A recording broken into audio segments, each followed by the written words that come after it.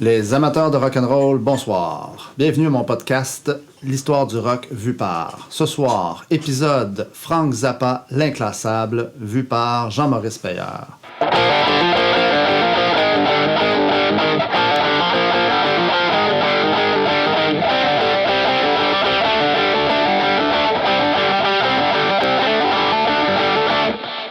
Jean-Maurice, bonsoir. Bien, bonsoir. Merci d'avoir accepté mon invitation. Merci à toi de m'avoir invité. C'est un honneur de faire partie du podcast, de ton podcast. Good. En fait, je veux préciser, on est installé actuellement dans ton studio. Oui. Zemple Zone. Exact. Ici même à Chambly. Donc, merci de m'accueillir, en fait. Tu as Bienvenue. accepté mon invitation, puis en plus, tu m'accueilles. Tu joues le rôle d'ingénieur de son en plus. Donc, merci pour tout ça. Dans le titre, on l'a bien dit, aujourd'hui, c'est Frank Zappa, c'est l'inclassable, parce que moi, je dois dire, d'entrée de jeu, j'ai une connaissance très, très limitée sur Frank Zappa. J'ai appris beaucoup de choses. On a fait une pré-entrevue la semaine passée, toi et moi, puis tu m'en as appris énormément. Donc, ça va être un de ces épisodes où l'animateur que je suis va rester pas mal à l'écoute. Donc, allons-y, sans plus tarder. Présente-nous donc un peu ce fameux Frank Zappa, Jean-Maurice, s'il te plaît. Frank Zappa est né, pour débuter avec des dates, donc Frank Zappa est né le 21 décembre 1941 et il est décédé le 4 décembre 1993. C'est un Américain, c'est un compositeur, guitariste, musicien américain qui a passé la majeure partie de sa vie en Californie, dans le coin de à Los Angeles pour être précis. Mais il est né à Baltimore, il me semble. Ça commence bien, je suis censé connaître le personnage. Où il est né, mais, peu importe. Ouais, c'est ça. Donc, dans le Midwest. Exact. Donc, le plus important, c'est de savoir que la majeure partie de sa carrière, il a grandi aussi en Californie. Donc, en très bas âge, ses parents ont déménagé en Californie. Donc, il a grandi en Californie. Donc, c'est vraiment comme un produit de la culture californienne, une extension de cette période-là. Donc, on s'entend que, étant né en 1941, en 1961, il avait 20 ans. Donc, c'est le début de toute une période assez mouvementée en Californie. Donc, pour résumer un peu aussi Frank Zappa comme personnage, tout au long de sa carrière, puis de sa vie en général, l'idée directrice de Frank Zappa, c'est la liberté d'expression sous toutes ses formes. Il va véhiculer cette idée-là avec sa musique, autant par ses discours social ou politique, son implication à plusieurs niveaux comme citoyen américain aussi. Il a vraiment défendu cette idée-là de la liberté d'expression. Évidemment, une certaine forme de structure aussi, là, parce que c'est un personnage très articulé, très intelligent, quand même une grande culture, autant générale et autant musicale, que disons la majorité des musiciens qu'on aurait pu associer au mouvement rock du début des années 60. À l'intérieur même de la liberté d'expression qui est comme son motto tout au long de sa vie, c'est toujours très structuré. Il y a des limites là. On peut pas dire, même si le personnage, vous allez me dire, il en a dit des savoureuses, mais c'était jamais comme OK, on balance des trucs juste pour balancer des trucs à la tête des gens. Donc c'est un paradoxe aussi parce que comme musicien, puis beaucoup de ces musiciens l'ont noté par la suite, peut-être ceux qui étaient avaient moins d'affinité avec le personnage, il était très, très directif comme musicien à l'intérieur de son groupe. C'est un peu un paradoxe parce qu'il dirigeait énormément ses musiciens, autant dans les pratiques. Il y avait des exigences très, très précises au niveau de ses musiciens, comme d'un point de vue travail. Exact. De musicien aussi. Il savait ce qu'il voulait. Exact, en fait, exact. Donc, c'est un peu un paradoxe, mais en même temps, ça prouve qu'il y avait quand même un respect du public. Parce que lui, il disait tout le temps, il dit le plus important, c'est le public doit avoir le meilleur. Donc, mon travail comme compositeur, comme musicien, c'est de donner le meilleur au public. Qui paie un billet, qui vient me voir, puis qui fait que je peux gagner ma vie en composant de la musique. Comme introduction plus spécifique au personnage, le contexte social des années 60 donc, commence à être assez Effervescent. Exact. Évidemment, c'est l'arrivée de la contre-culture américaine. Cette génération-là, qu'on va appeler beaucoup plus tard comme les boomers, ne le savent pas, mais ils prennent quand même une certaine forme de conscience du pouvoir de la jeunesse. Puis la contre-culture américaine a vraiment débuté avec tous les écrivains, par exemple, comme Jack Kerouac, Ginsberg, Henry Miller, Bukowski, toute cette génération-là, qui avait démarré le mouvement beatnik à la fin des années 50, puis qui s'est retrouvé un peu plus actif au début des années 60, puis que ça a donné naissance, évidemment, au mouvement hippie, puis à toute cette prise de conscience-là de la jeunesse envers l'establishment américain, qui était très à droite à l'époque, puis qui voulait contrôler une certaine forme de vision de la jeunesse, puis vous allez faire ci, donc très encadré. Cette jeunesse-là commence à prendre des libertés. Puis les mouvements, il y en a partout aux États-Unis, mais principalement à New York, puis aussi en Californie principalement. San Francisco, pour être plus précis. Donc, évidemment, Zappa se retrouve dans cet univers-là, parce que, étant né en 1941, en 1964, lorsqu'ils fondent les Mothers, il a 23-24 ans. Donc, tout jeune. Exact. Fait qu'il est très, très conscient de tout ça. Est-ce qu'il participe à ce mouvement-là directement? Je suis pas prêt à dire qu'il y avait un intérêt particulier pour ça. Donc, il savait que ça existait. Comme personnage, il était curieux. Donc, voilà. Mais d'avoir une implication un peu comme certains artistes qu'on pourrait nommer cette période-là, par exemple, plus vers la fin des années 60, comme Hendrix, Janis Joplin ou Jim Morrison, qui étaient vraiment des icônes de cette période-là. Lui, c'était pas sa tasse de thé. C'était pas ça qui l'intéressait. Mais déjà à l'époque, Zappa... Parce que même ce mouvement de contre-culture américaine-là commence à s'initier aussi aux musiques extra-orientales. Donc, la musique, par exemple, des Indes ou musique autochtone, etc. Donc, ça fait partie aussi. Il y a quelques festivals qui commencent à démarrer dans la fin des années 60. Ça devient comme omniprésent un peu dans la culture, en tout cas une certaine culture de jeunesse américaine. Peut-être pas l'ensemble de la population, mais ceux qui gravitent autour des universités, par exemple, en Californie.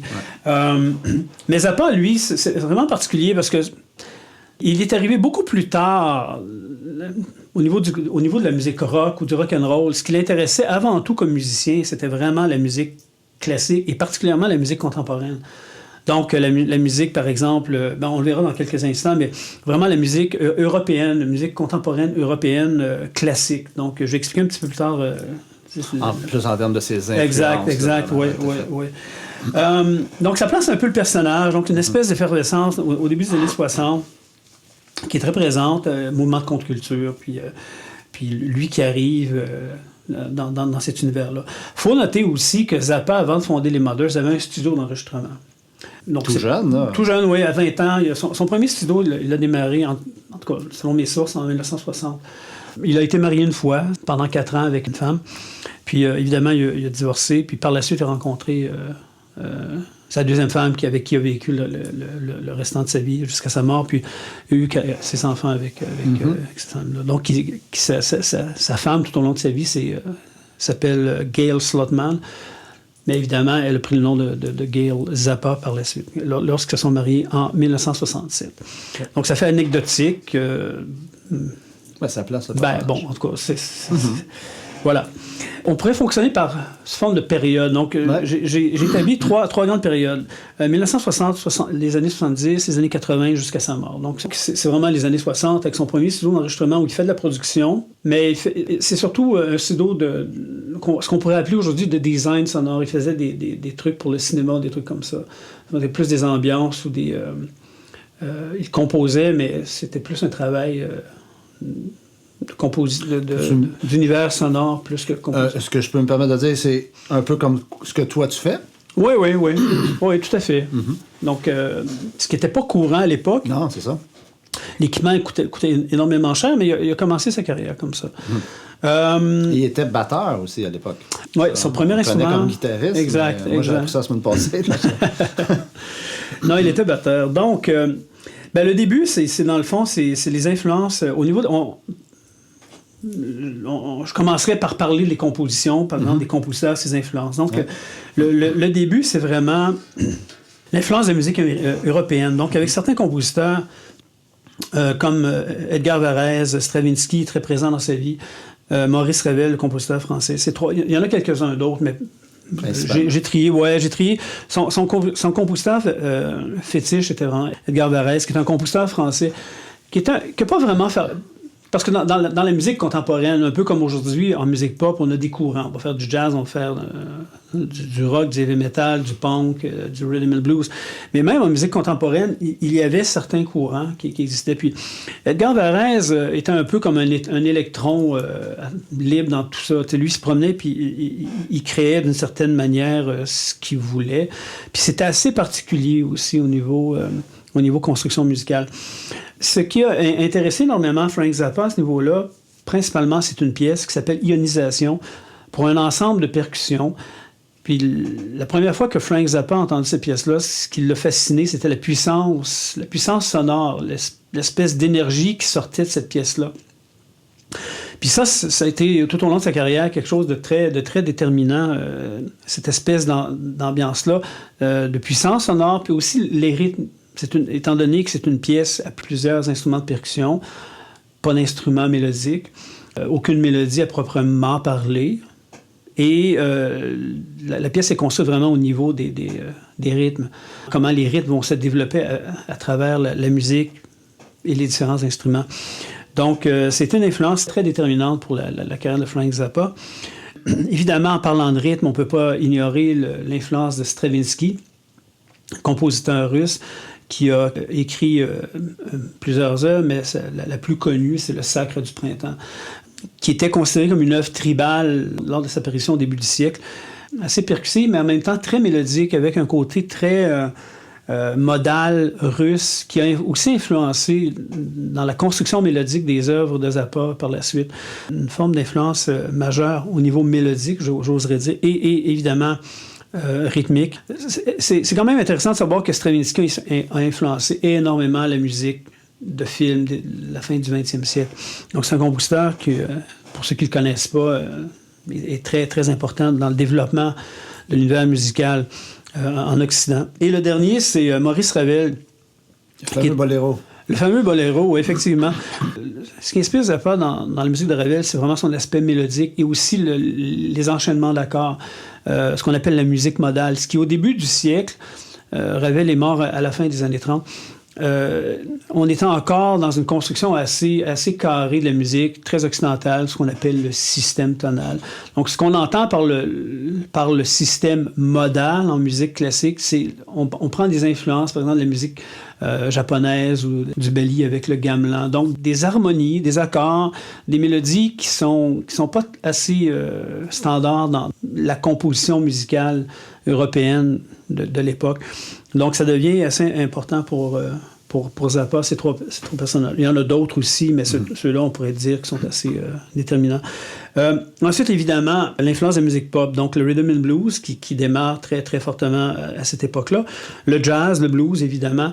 Le rock, mais particulièrement un style de musique qu'il a adoré, c'était le doo-wop. Le doo-wop était un style vocal des années 50 où on avait un groupe de chanteurs, 4 à 5 chanteurs, généralement des hommes, qui chantaient des mélodies, des chansons d'amour assez tordues, quand même. Ceux que Zappa aimait. Oui. C'est vraiment les harmonies vocales. Mais c'est ça, c'est basé sur les harmonies vocales, puis on pourrait ajouter à ça peut-être, c'est pas une influence de Beach Boys, de Zappa, les Beach Boys, mais pour ceux qui ne connaissent pas vraiment qu'est-ce que c'est le doo-wop, on pourrait dire que les Beach Boys ont été influencés par le doo-wop des années 50. Ça, c'est clair. C'est assez clair comment la construction vocale. Donc, ça vous aide un peu à savoir qu'est le doo-wop, si vous ne le savez pas. Donc, c'était très axé sur les harmonies vocales, puis toute l'interaction des différentes mélodies avec les chanteurs là-dedans. Donc, ça, il va utiliser ça énormément tout au long de sa carrière. Ensuite, le style Zappa, dans les années 60, c'est un style... une espèce de melting pot qui est influencé par le mouvement Dada du début du siècle. Donc, le mouvement dadaïste, c'est un mouvement où on met tout dans le même panier, on brasse ça, puis ça sort, c'est ça. T'sais.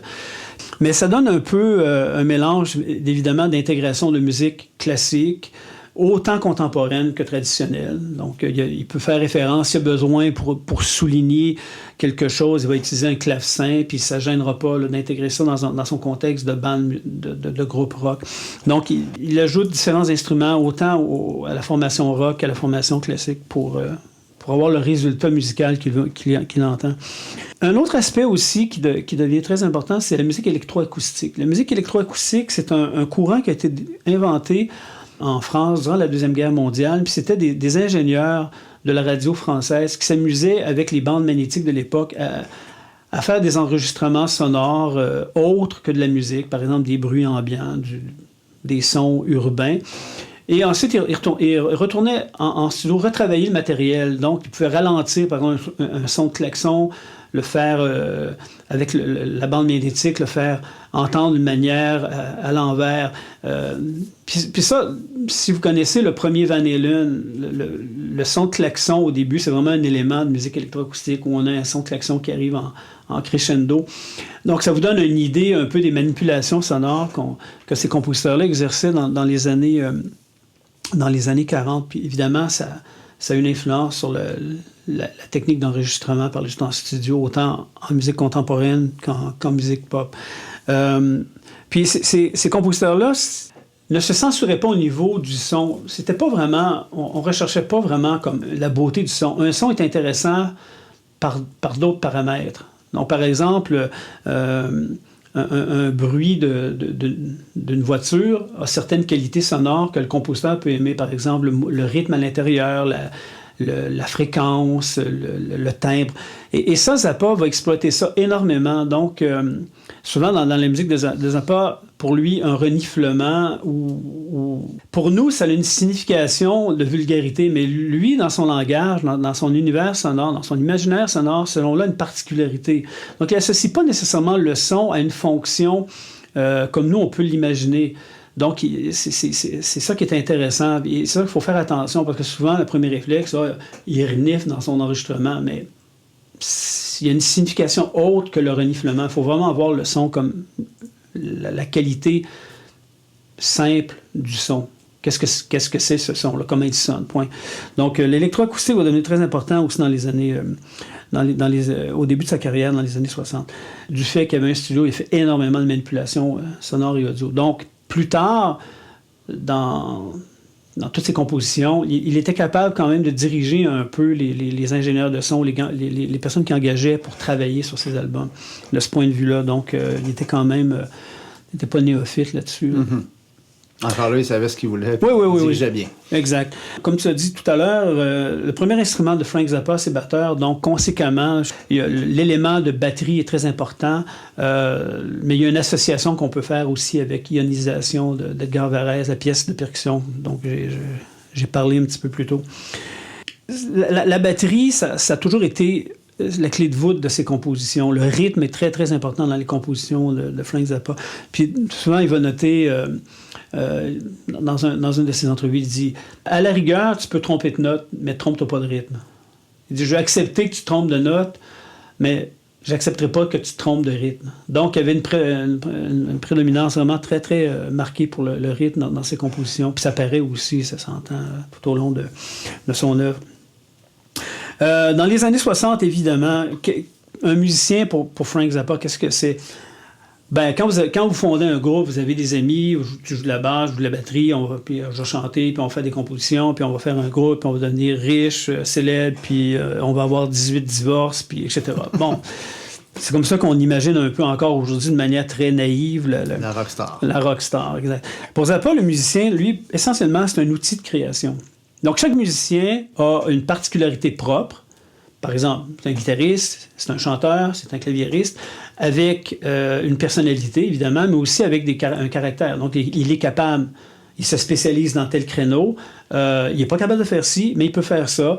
Donc, Zappa, à ce moment-là, est un grand sens d'analyse puis de perception des gens pour vraiment les placer dans des situations où ils vont pouvoir s'épanouir musicalement parlant, parce qu'ils les utilisent justement dans un cadre très précis, dans leur force, et non essayer de leur faire des trucs qui sont moins habiles. À ce moment-là, ils vont engager quelqu'un qui va être plus habile pour le faire. Donc, c'est quand même une approche particulière au niveau du musicien. Donc, ça va devenir aussi important par la suite, les relations avec ces musiciens, parce que beaucoup de musiciens, par la suite, vont en vouloir un peu à Zappa, de certaine manière. On verra ça plus tard. Donc, c'est pour lui, vraiment, le musicien, c'est un outil de travail et de création, essentiellement. Les non-musiciens peuvent faire partie aussi, dans la suite logique, d'un certain intérêt musicalement ou pour la création ou le résultat sonore. Par exemple, ça peut être quelqu'un qui a une voix particulière, un timbre de voix particulier, une manière de parler, une personnalité propre aussi à cette personne-là. Donc, il ne se gêne pas, si quelqu'un est assez excentrique, de l'utiliser puis de l'intégrer dans un processus de composition au besoin. Si c'est pas dans l'immédiat, il sait qu'il existe, il peut le rappeler plus tard. Puis il a fait ça toute sa vie d'ailleurs. Donc, pour lui, les non-musiciens sont aussi importants que les musiciens. Donc, c'est ça qui est intéressant dans tout le processus de création de la musique de Frank Zappa. Petite parenthèse, à cette époque-là, les outils pour entendre sa musique est très, très, très mince. Aujourd'hui, c'est facile, on a un magnétophone, ça s'achète, c'est pas très cher, on en trouve un, puis on compose, puis avec notre iPhone, notre téléphone, on peut enregistrer une composition, puis avoir un démo assez rapidement. Mais à l'époque, c'était très, très complexe. Donc, pour lui, entendre sa musique, c'est super important. Tout au long, il va avoir même des problèmes contractuels avec certains organismes parce qu'il veut enregistrer des performances. Puis là, il va y avoir des droits d'auteur de la guilde des musiciens, etc., etc. Puis ça va devenir très, très problématique. Mais dans le fond, lui, il veut entendre sa musique pour, un, s'améliorer, deux, entendre le résultat sonore aussi, parce que c'est super important. Tous les outils seront importants pour aller chercher ce résultat-là sonore.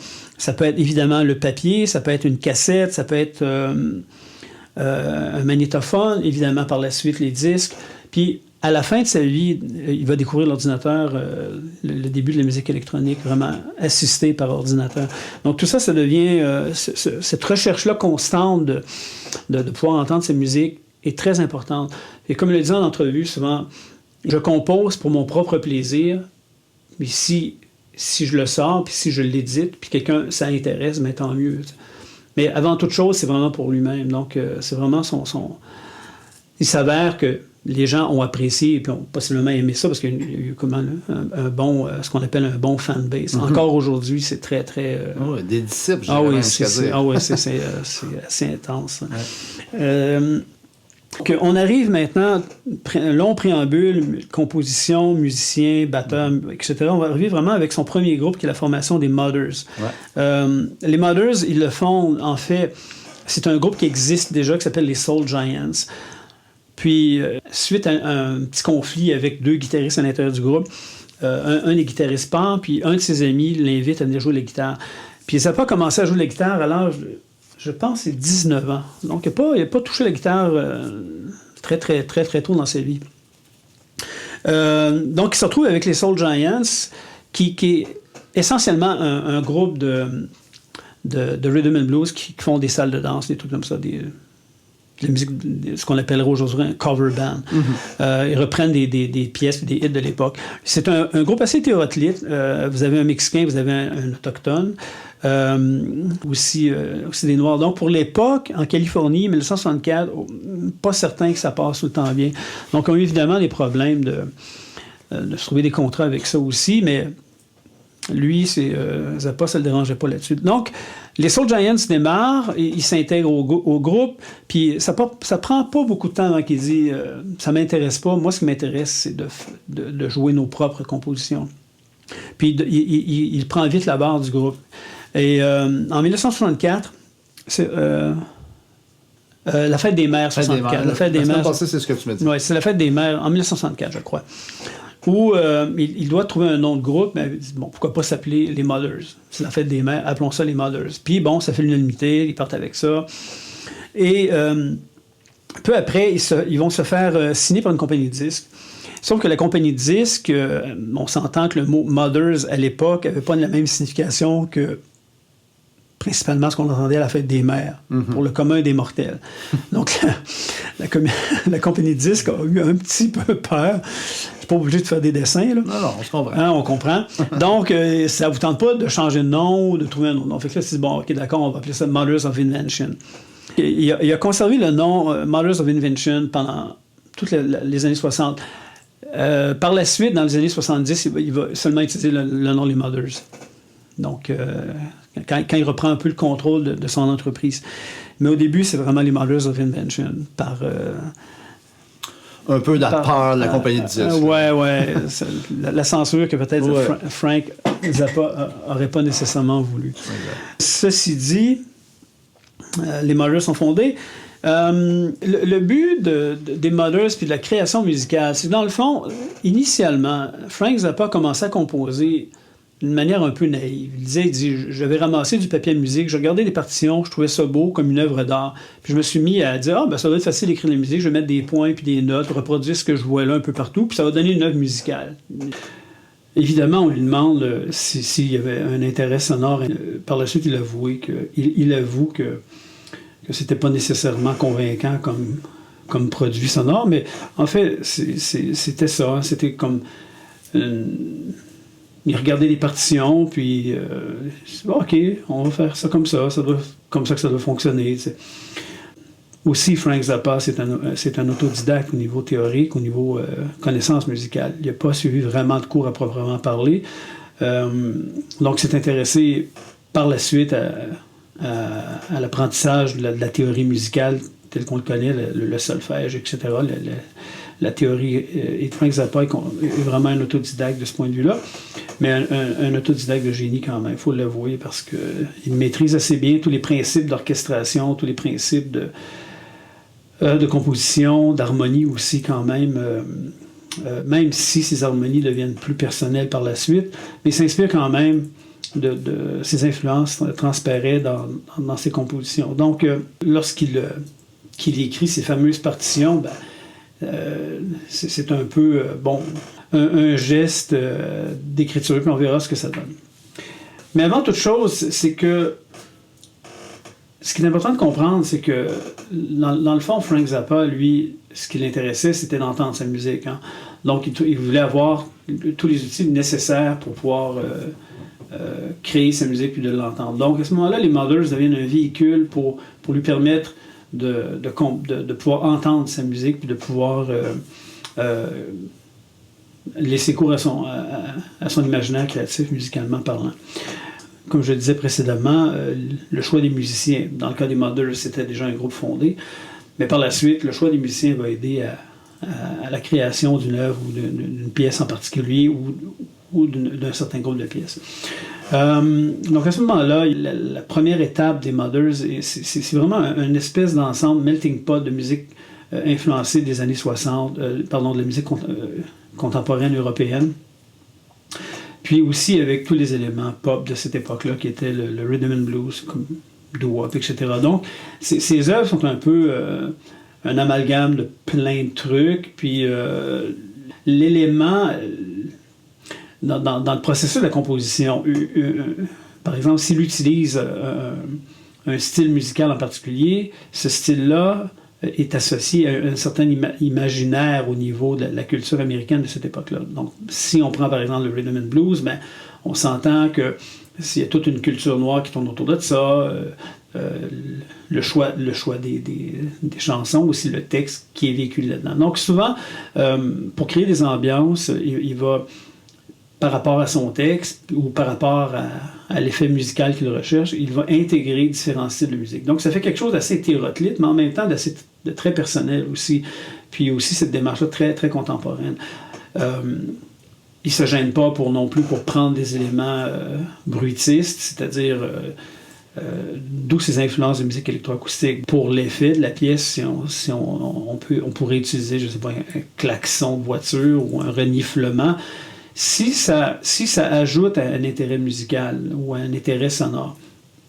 Donc c'est vraiment ça le but de la composition, de cette recherche de composition-là, de cette création-là. Donc évidemment, les Mothers, leur premier disque sort en 1966 avec l'album Freak Out. Évidemment, c'est le premier disque de Frank Zappa officiel avec son ensemble, les Mothers. Mais il a dit par la suite souvent, il dit, on a été signé par une compagnie de disques, mais possiblement que l'agent, le représentant de la compagnie de disques qui était venu voir nos spectacles, puis il est possiblement tombé dans le moment le plus commercial de notre spectacle, puis il s'est dit, bon, il regardait les gens dans la salle s'amuser, ou en tout cas avoir un intérêt à écouter cette musique-là sur la scène, que peut-être que c'était au-delà de sa compréhension. Donc c'est un peu de cette manière-là que Frank Zappa explique sa première signature de contrat de disque. Évidemment, donc l'album Freak Out sort en 1966, et ce qui est intéressant, c'est qu'à l'intérieur de l'album, c'est un album double aussi, il faut préciser, c'est le premier un des premiers albums doubles, surtout pour un premier artiste, un premier album double, c'est quand même quelque chose d'assez remarquable. Ensuite, il fait, évidemment, dans les années 60, c'est une période riche en enregistrement, parce qu'il sort à peu près 2 ou 3 albums par année, entre 66 et 70, et par la suite aussi. C'est une moyenne à peu près de 2 disques par année dans la production vivante de Frank Zappa. Quelques albums qui est important de noter, par exemple, comme celui sorti en 1968, qui est We're Only in It for the Money, qui était quand même une grosse influence pour beaucoup de gens. Beaucoup de gens ont découvert Frank Zappa avec cet album-là. En tout cas, dans mes connaissances, pour eux, c'est un album phare.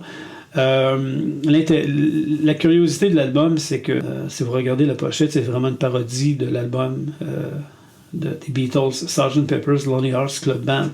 Et Paul McCartney n'a pas trouvé ça très, très drôle par la suite de voir ça, surtout avec le titre We're Only in It for the Money. Donc, ça, c'est assez intéressant de ce point de vue-là. Par la suite, beaucoup d'autres albums. Un quand même important, c'est Uncle Meat, qui était une tentative de film, tout ça, un album double qui est sorti en 1969, où là, il intègre beaucoup de musiciens extérieurs autres que les Mothers dans cet album-là. Si on revient un petit peu dans le passé, si on revient par exemple à la période de 1967, Frank Zappa évidemment tourne énormément pour financer son groupe, pour pouvoir parce qu'il veut quand même au début le principe c'est sous forme de cachet, donc on fait un spectacle, on est payé par cachet, puis on sépare l'argent ensemble. En théorie, en pratique, quand on part un band, c'est un peu de cette approche-là qu'on travaille, qu'on aborde la rémunération des musiciens. Dans le cas de Frank Zappa, étant donné qu'il veut composer et qu'il veut avoir quand même le contrôle sur la production, sur le résultat final de sa production, très tôt dans sa carrière, il décide de payer ses musiciens, donc d'être dans le fond, d'avoir des musiciens salariés. Donc évidemment, pour payer sur une base régulière ces musiciens, il se doit de tourner énormément et d'avoir des revenus. Donc la vente de disques aide, mais quand même, c'est pas la panacée non plus. Donc il tourne énormément. Mais ça donne naissance un peu aussi au film. C'est un peu le thème du film 200 Motels qui est sorti en 70 par la suite, qui relate ce qui est un film, mais qui relate un peu la tournée d'un groupe sur la route. Il essaie par tous les moyens de financer, de payer ses musiciens, aussi de pouvoir financer ses projets musicaux, puis de l'investir sur une production discographique. Ce qui l'amène, évidemment, il tourne beaucoup, il va en Europe, il fait des allers-retours, il joue énormément. Ce qui l'amène en 1967, à la période de Pâques, en 1967, il fait un arrêt à New York au Garrick Theatre. À ce moment-là, il fait quelques soirs au Garrick Theatre, puis les Mothers en spectacle, c'est une espèce de happening assez intéressant et hétéroclite aussi, évidemment. Si on compare à l'époque où on allait voir un spectacle, on s'assoyait, puis on écoutait une succession de chansons avec quelques interventions parlées ici et là pour présenter les pièces. C'est à peu près ça le format d'un concert à cette époque-là. Puis celle-là encore aujourd'hui, on s'entend. Mais Frank Zappa voit beaucoup plus le spectacle d'une forme quand même expressionniste, si on peut appeler ça comme ça. Les musiciens interagissent, il y a des moments d'improvisation. Puis aussi, il interagit beaucoup avec la salle. il s'amuse un peu à avoir cette relation-là entre lui et le public et évidemment les musiciens. Donc ça crée comme une espèce de mouvement aller-retour au niveau de l'énergie puis au niveau du déroulement du spectacle. Donc à ce moment-là, au Garrick Theatre, il fait quelques soirs. Lorsqu'il s'installe là, c'est quand même 2 spectacles par jour. Donc, il fait à peu près des spectacles de 2 à 3 heures, un en après-midi et un en soirée. Puis, évidemment, c'est pas long, surtout en 1967 à New York, ça devient comme un intérêt culturel d'aller voir Frank Zappa en concert. Surtout que déjà, sa réputation le précède un peu d'iconoclaste, de satire sociale, puis de personnages un peu colorés.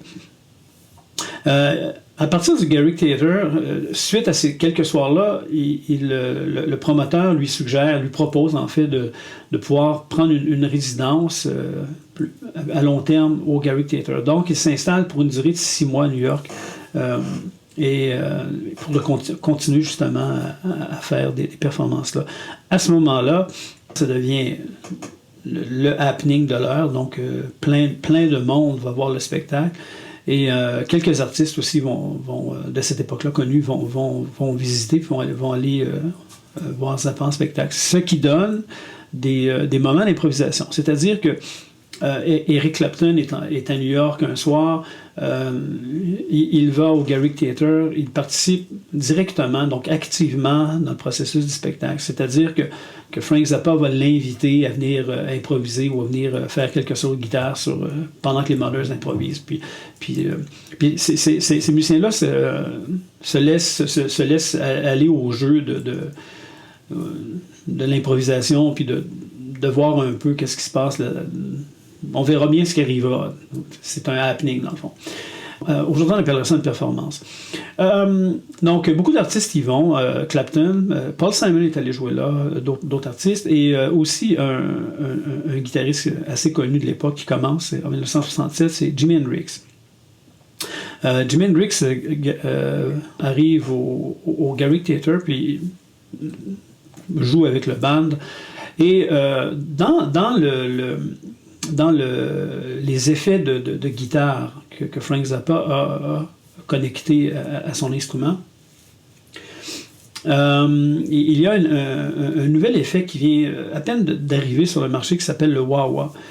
Et selon ce que Zappa a toujours dit, les sources sont un peu... c'est à géométrie variable. Beaucoup de monde vont dire que c'est Hendrix qui a découvert le wah-wah, d'autres prétendent que c'est Frank Zappa.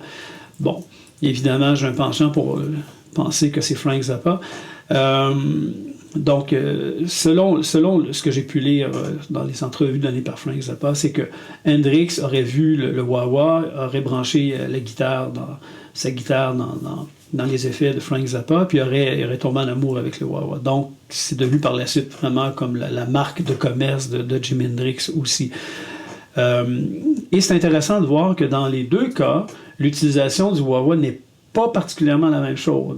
Chez Hendrix, le wah-wah est utilisé vraiment pour définir ou former, donner une forme plus vocale aux notes de la guitare, tandis que chez Zappa, c'est beaucoup plus utilisé comme un filtre qu'on pourrait comparer comme un peu ce qu'on utilise avec les synthétiseurs. Donc l'approche n'est pas la même dans les deux cas. Évidemment, Zappa utilise le wah-wah comme l'était conçu, c'est-à-dire pour former un peu plus les notes, essayer de rendre ça un peu plus consonant ou donner des nuances de voyelles à des notes de guitare. Donc c'est un peu l'utilisation même du wah-wah, mais Zappa amène ça un petit peu plus loin instrumentalement parlant. Beaucoup de rumeurs au Garrick Theatre vont naître, fausses, vraies. Bon, ça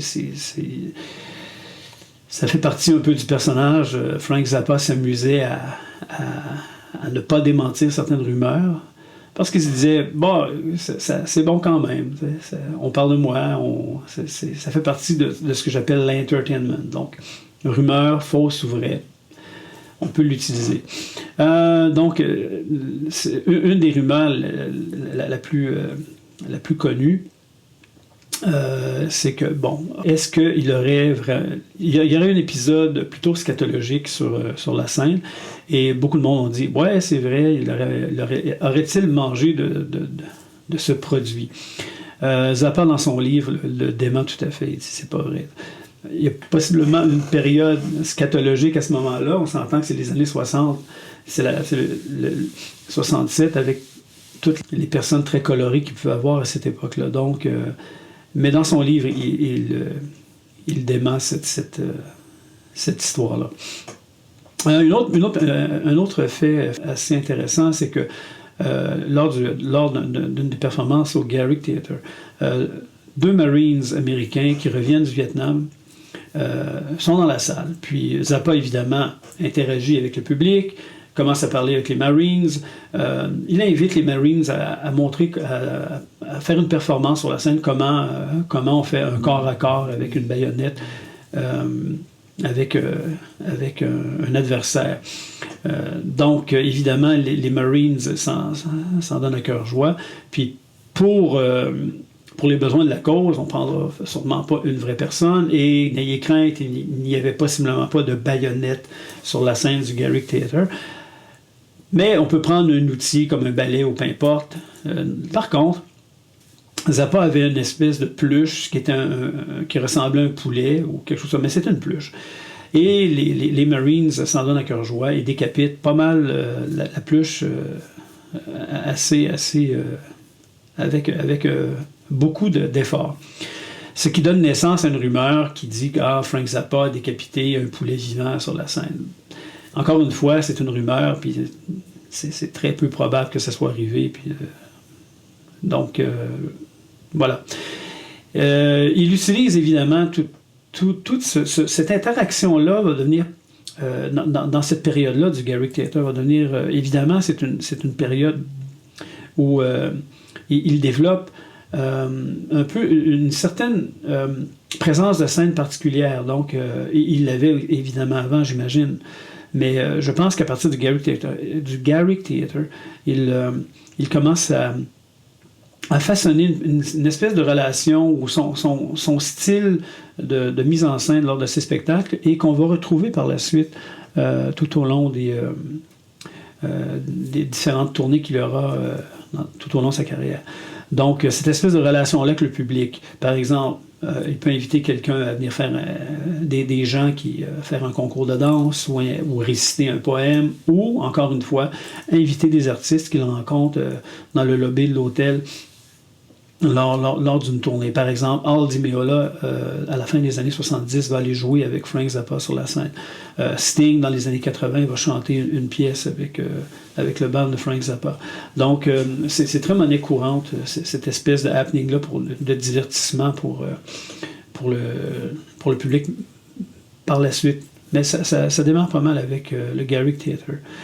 Le Garrick Theatre est une source de composition puis de production sonore incroyable. C'est à ce moment-là qu'il produit aussi, il continue à nourrir son band en composition, puis tout ça, il développe un peu plus son style d'écriture. Donc, comme je disais précédemment, quelques bons albums sortent à cette époque-là. We're Only in It for the Money, Absolutely Free qui est sorti en 1966, et par la suite, on va tranquillement s'en aller vers les années 60, la fin des années 60, et la dissolution des Mothers en 1969. Donc, à ce moment-là, qu'est-ce qui se passe? C'est qu'évidemment, ça donne un événement larmoyant pour certains musiciens qui vont évidemment pas trouver la chose très intéressante.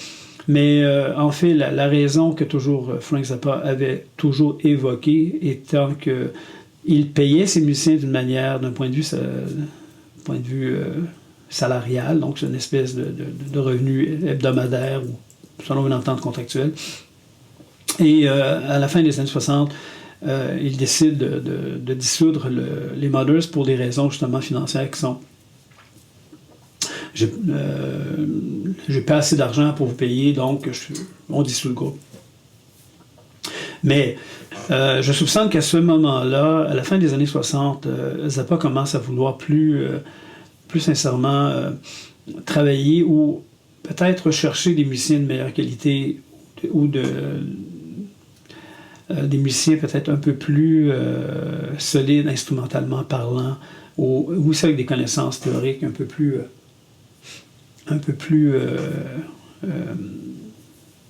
évidente, soit être en mesure de lire une partition de musique ou avoir de toucher à différents styles musicaux comme le jazz, un peu, puis approfondir ça. Donc, ça nous amène tranquillement vers les années 60. Et évidemment, avec la fin des Mothers, ça lui permet de sélectionner des musiciens pour différents projets. Donc, on va se retrouver en 1970 avec la fin des Mothers et son premier album solo qui est Hot Rats. 1970, style musical plus prononcé. Donc, à partir de 1970, évidemment, c'est la fin des Mothers. Pour différentes raisons, c'est que il recherche des musiciens de qualité supérieure, un peu, pour pouvoir plus exprimer son imaginaire musical, puis aller au-delà de certaines structures, de types de compositions qu'il voulait explorer à cette époque-là. Donc, la fin des Mothers, la première mouture, on s'entend, celle des années 60, se termine autour de 1969.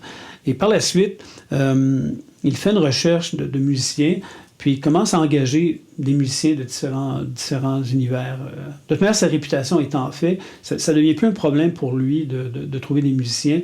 Puis à ce moment-là, il va utiliser des musiciens de jazz, des musiciens de blues, des musiciens classiques aussi, qui vont intégrer un peu sa formation, soit sous forme permanente ou surnuméraire. Donc à ce moment-là, son premier disque solo officiel s'appelle Frank Zappa, c'est l'album Hot Rats qui est sorti en 1971. Sur cet album, il y a quand même eu un hit qui s'appelle Peaches and Regalia qui a été dédié à son fils Dweezil. J'ai passé quelques temps avec Dweezil, peut-être un 90 minutes avec lui, puis lui-même l'avait confirmé à cette époque-là, de cet honneur-là que son père avait fait pour cette pièce-là. Petite parenthèse, tu l'as rencontré aussi, puis on peut le dire, hein, tu as quand même fait partie d'un collectif hommage à Frank Zappa. Oui, mais j'ai rencontré... Dans ce cadre-là? Non, vraiment pas. Ça, c'était... Je l'ai rencontré il y a une dizaine d'années. Il était venu faire un spectacle à Montréal, puis il faisait une clinique, puis j'ai participé à la clinique, puis c'était une heure et demie, 2 heures de one-on-one avec lui. On était quoi, 5 peut-être au total? 4 guitaristes avec lui. Wow. Expérience assez intéressante, justement, anecdotique aussi, parce qu'il a raconté plein d'anecdotes. Comment fonctionnait l'entreprise Zappa, évidemment des trucs sur son père, le jeu de guitare de son père, évidemment, parce que c'est une des raisons pour on allait le voir aussi. Donc, à ce moment-là, il m'avait confirmé que Peaches and Regalia était... en son honneur. Était en son honneur, oui. Mm-hmm. Donc, à partir de ce moment-là, on se retrouve en 1970, 71, il tourne beaucoup, évidemment, il tourne en Europe, il tourne partout, principalement en Europe et aux États-Unis. Ouais. L'épisode en Suisse, au casino. Exact. Parle-nous de ça. Exact. Le fameux casino de Montreux. Tout le monde connaît un peu cet épisode-là par la chanson de Deep Purple, Smoke on the Water. Exact. C'était possiblement que c'est la première rencontre avec Frank Zappa, c'est par l'entremise de cette chanson-là. Dans mon cas, c'était ça. Beaucoup de monde aussi. C'est qui ça, Frank Zappa? Moi d'ailleurs aussi, je pense que quand j'étais petit, dans une autre vie, quand j'étais petit. Mais c'est ça, donc, qu'est-ce qui s'est passé à ce moment-là? C'est qu'on est sur la fin de la tournée, le volet européen de la tournée de Frank Zappa. Il reste à peu près 8 à 10 dates. Il joue un soir au casino de Montreux, puis dans la salle, il y a quelqu'un qui a un pistolet d'avertissement, ce qu'on appelle en anglais communément un flare gun. Puis le type a tout simplement tiré du pistolet, puis ça a enflammé l'édifice, le casino de Montreux, qui était aussi... C'est en bois, là. Exact, c'est un édifice historique, donc de conception en bois. Ouais. Fait qu'évidemment, le feu a pris immédiatement dans le toit, puis... D'où la chanson Smoke on the Water. Il y a un lac à côté. Le lac Léman. Ouais. Puis la situation est que Frank Zappa a perdu tout son matériel sonore. Ouais, donc, il reste quelques dates. Qu'est-ce qu'on fait? Est-ce qu'on annule tout ça? On en parlera dans 2 secondes. Mais Deep Purple a composé cette chanson-là, Smoke on the Water, assez rapidement. Puis ça relate cet incident-là. Fait anecdotique quand même, c'est que Frank Zappa à partir des années 60, vers la fin il enregistrait tous ses concerts. Donc, pour plusieurs raisons, parce que il composait, il pouvait arriver avec une composition l'après-midi du spectacle, les musiciens travaillaient la composition, et le soir, il travaillait, il présentait au public une nouvelle composition. Il improvisait énormément, donc les volets d'improvisation étaient très, très présents lors de ses concerts, des invités surprises, donc il enregistrait tous ces événements-là. Puis, il cataloguait ça, puis pour éventuellement soit réutiliser une pièce ou des trucs, ou avoir en tout cas quelque chose de plus tangible pour pouvoir travailler par la suite. L'annonce de l'incendie, on peut l'entendre par Frank Zappa, où il annonce qu'il y a un feu et de quitter calmement l'édifice. Exact. Donc, ça existe comme document sonore. Puis ce qui est encore plus brillant, c'est l'ingénieur de son qui a lui aussi calmement ramassé toutes les bandes. Exact. Il aurait pu partir aussi, avoir peur, mais bon. Ça aurait pu brûler, ça aussi. Ça aurait pu brûler. Donc, d'ailleurs, je tiens quand même à le mentionner, ça aurait pu être... il y avait des issues qui étaient fermées. Moi, de ce que j'ai lu là-dessus, il y avait des issues condamnées et tout ça. Puis le fait que lui-même est resté calme, a invité les gens à quitter, je pense même qu'il leur a indiqué était où les sorties, tout ça. Oui. Probablement sauver des vies. Là. Ah, possiblement, oui. Ouais, c'est pas anodin comme anecdote. Donc, suite à ça, qu'est-ce qui se passe? C'est que le groupe vont louer des instruments pour terminer la tournée. Parce que c'est quand même, pour Frank Zappa, c'est quand même une source de revenus qui est quand même non négligeable. Parce qu'il paye aussi ses musiciens. À partir des années 60, à partir du Garrick Theatre, il paie toujours ses musiciens. C'est des salariés. Donc, s'il ne finit pas sa tournée, il va perdre de l'argent. Donc, ils font une location d'instruments et puis ils terminent la tournée. Ils se retrouvent l'avant-dernier soir à Londres, au Rainbow Theatre. Puis un autre incident, c'est vraiment comme une dure tournée pour lui. Un autre incident, c'est qu'à la fin du spectacle, lors du rappel, une personne de la salle, de l'audience, est monté sur la scène, puis il a balancé dans la fosse orchestre Frank Zappa. Et c'est à peu près une douzaine de pieds de haut. Et c'était du ciment. Frank Zappa il s'est réveillé à l'hôpital, puis les musiciens ont toujours dit qu'il croyait mort. Là. C'est une période donc assez spéciale. Évidemment, il y a des conséquences physiques assez particulières. C'est qu'il a passé 1 an en chaise roulante. Donc, l'année 72, il y a très peu de photos de cette période-là. J'en ai vu 1 ou 2 en chaise roulante. Mais il fait d'énormes productions en studio, par contre. Il ne tourne pas, évidemment, parce qu'il ne peut pas vraiment. Il compose énormément, mais les conséquences physiques, c'est que ça va paraître aussi dans ses chansons, c'est que son timbre de voix a été abaissé d'une tierce. C'est quand même, il y avait une voix relativement, pas aiguë, mais son fameux timbre de voix de Hank Corman, qu'on identifie à Frank Zappa, était plus prédominant. C'est vraiment comme placé avec cet incident-là. Il y a eu des problèmes de mal de dos chronique par la suite, une jambe plus courte que l'autre. Non, ça a été dur pour lui pendant les années 72. Donc, une fin de tournée assez particulière pour un personnage, là, qui, bon, c'est pas qu'il aspire à ça tous les jours, là, mais c'est... Donc, en 72, comme je disais, il n'y a aucune tournée de prévue, il est en chaise roulante, pas beaucoup de photos, mais il compose, puis il sort un album en fait, il travaille sur un album qui s'appelle The Grand Wazoo, qui est une espèce d'hommage à la musique big band de Duke Ellington, de Count Basie des années 30. Donc c'est beaucoup plus jazz, il paie vraiment, il va vraiment enregistrer dans un studio dédié à ce genre d'ensemble-là. Donc même l'album, la couleur sonore est très, très jazz, c'est un album feutré un peu, puis c'est très, très intéressant comme album, qui est sorti en 72, donc The Grand Wazoo. À cette époque-là aussi, il y a sa production est assez importante. En 73, Overnight Sensation, qui devient quand même un disque avec la formation à l'intérieur. Il y avait Ruth Underwood, qui était une percussionniste, j'en parlerai plus tard, George Duke qui est là, Chester Thompson. Donc une formation plus jazz, puis plus virtuose aussi musicalement, avec Napoleon Murphy Brock, qui va être le saxophoniste et chanteur principal aussi là-dedans. Par la suite, on a Apostrophe, qui est possiblement un de ses plus gros hits de l'époque. Ou anecdote, justement, la chanson Apostrophe, c'est Ginger Baker puis Jack Bruce des Cream qui vient jouer avec Frank Zappa. Okay, donc, okay. Et, Cream qui n'existait plus à l'époque. Qui n'existait plus à l'époque. Exact. Donc, c'est vraiment une pièce qui sonne comme Cream aussi, d'ailleurs. Avec, ça, c'est intéressant. Évidemment, le dernier album du nom des Mothers, c'est One Size Fits All, paru en 75. Puis, à la fin des années 70, je trouve ça intéressant. Il y a deux albums qui ont été assez déterminants parce qu'il y a une période creuse. Un album qui sort en 75 a possiblement été composé en 73, 74. Parce que le principe, à ce moment-là, comment faire un album pour Frank Zappa, c'est pas je compose un album puis je sors ça. C'est que je compose des chansons, puis quand j'ai assez de chansons qui ont un même modèle ou une même énergie ou des mêmes caractéristiques, je sors l'album. Par exemple, Overnight Sensation, déjà, il y avait des tonnes, des pièces comme Dynamo Home qui étaient composées déjà au début des années 70. Il le sort en 73 parce qu'il y avait assez de pièces qui ressemblaient à ça puis qui avaient une consistance similaire. Donc, c'est vraiment comme une autre manière de créer où aujourd'hui, par exemple, même à l'époque où les bandes de rock progressif, ils se mettaient en studio, composaient un album puis sortaient. Donc, c'est plus ponctuel. C'est plus comme, OK, je compose pour le moment présent. Tandis que Zappa, lui, c'est une composition peut avoir été créée 2-3 ans avant, mais c'est... Elle va être sur cet album-là, exact, alors que les tunes...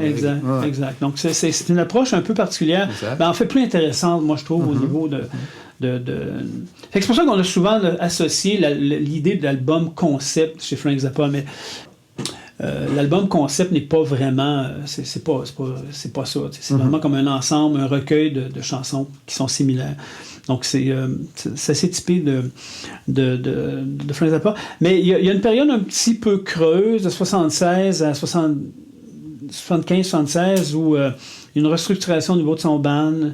Certains musiciens arrivent, sont plus jeunes, comme Terry Bozzio, on va en parler un petit peu plus tard, qui va devenir assez important dans l'univers de Frank Zappa.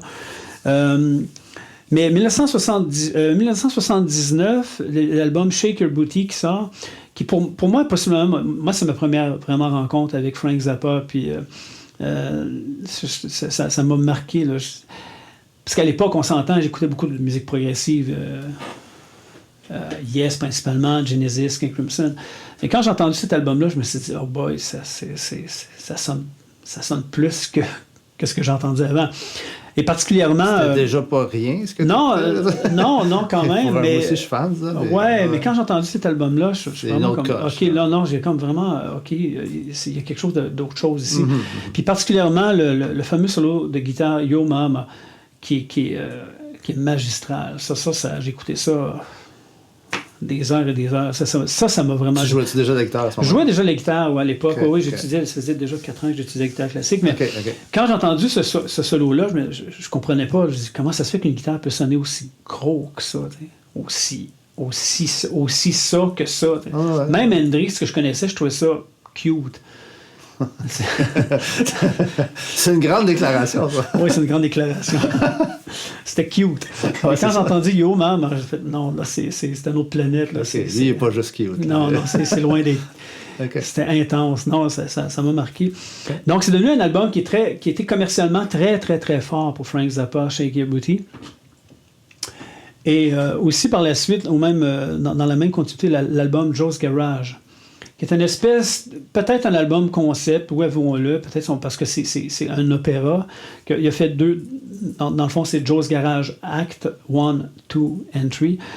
Le plus connu est définitivement le Joe's Garage 1, qui est assez cru comme texte, mais qui dans le fond, annonce un peu les années 80-85 de la censure américaine. L'album tourne autour d'une société autoritaire qui interdit l'apprentissage de la musique. Et Joe, qui joue la guitare dans son garage, bien évidemment, ça fait dire que c'est pas une voie de l'avenir, puis il va pas là-dedans, mais lui, il continue, fait qu'il part en tournée, puis évidemment, ça relate un peu les frasques de la tournée, des groupes de tournée, mais en même temps aussi, il y a beaucoup pas d'anecdotes, mais de liens avec la droite religieuse montante religieuse. Chrétienne. La droite religieuse chrétienne, qui monte énormément aux États-Unis, qui commence à prendre le contrôle aussi très proche du gouvernement. Puis Reagan qui arrive bientôt. Qui arrive très, très bientôt. Donc, c'est un album qui est quand même assez annonciateur de ce qui va se passer dans les années 80, particulièrement en 85 avec le mouvement PMRC. Donc, c'est un album aussi là-dessus qui... Beaucoup de monde le trouve un peu cru, parce qu'il y a des titres comme Cruise Slot ou... Ça fait partie un peu du contexte de l'album. C'est comme si on sort le titre isolément. Non, mais si on le met dans le contexte de l'album, c'est un opéra quelque part. Donc, il y a une certaine logique de continuité tout au long de l'album. Donc, ça devient un gros vendeur aussi. Joe's Garage devient très, très important.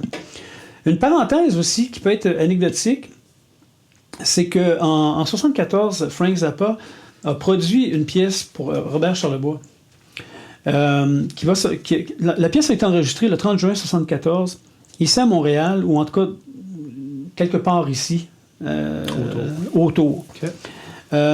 Puis ça a été arrangé par Frank Zappa. C'est enregistré, c'est ça. La pièce s'intitule Petroleum, c'est une pièce en anglais. On peut l'entendre sur le net, on peut aller sur YouTube, vous allez voir l'entendre. Puis c'est intéressant parce que ça sonne Robert Charlebois, mais en même temps avec une grosse influence de Frank Zappa. Parce que c'est lui qui a arrangé l'album, la chanson. Pas l'album, la chanson particulièrement. Et la pièce a été enregistrée en 1974, mais au même moment, je pense que Robert Charlebois vient de sortir Longue Distance, qui est un album plus pop, qui est sorti en 1975, si ma mémoire est bonne, Longue Distance. Petroleum va se retrouver sur l'album Swing sur le bois swing en 1977, que tout le monde a trouvé un peu comme OK. C'est autre chose. Ouais, c'est ça, on le voit jouer en train de jouer au golf, puis quand on écoute le texte de Petroleum, on est à des années-lumière de la symbolique de la pochette. Mais c'est ça, donc c'est pour dire que Frank Zappa a produit une pièce de Robert Charlebois.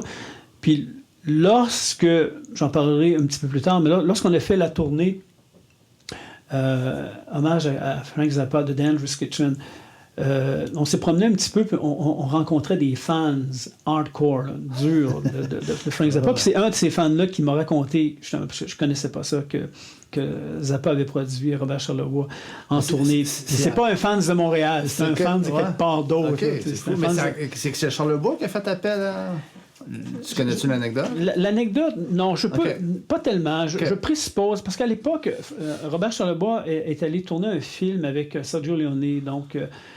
mais les films de Sergio Leone se tournaient en Espagne, donc je sais pas trop, il y a peut-être un lien, je sais pas, puis il y a peut-être un lien avec la Californie, mais je sais pas.